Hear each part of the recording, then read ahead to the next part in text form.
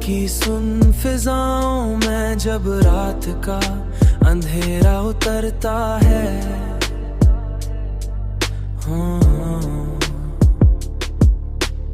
और खामोशी हर तरफ अपनी चादर फैला देती है।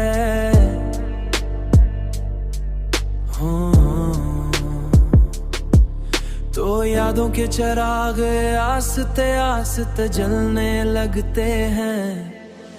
उन्हीं चिरागों की रोशनी में तुम्हारी मुस्कुराहट की नरम सी झलक मेरे ख्यालों के आसमां फैल जाती है।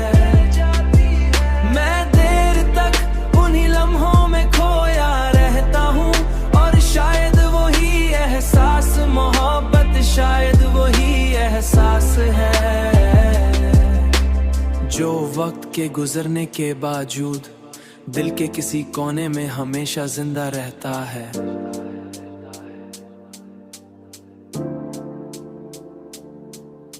तुम्हारी आवाज की मधुर गूंज आज भी मेरे सुकून को तोड़ देती है। आज भी मेरे सुकून को तोड़ देती है।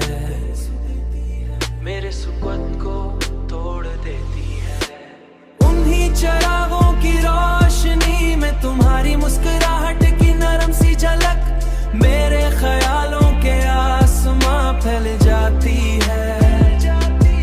मैं देर तक उन्हीं लम्हों में खोया रहता हूँ और शायद वही एहसास मोहब्बत, शायद वही एहसास है।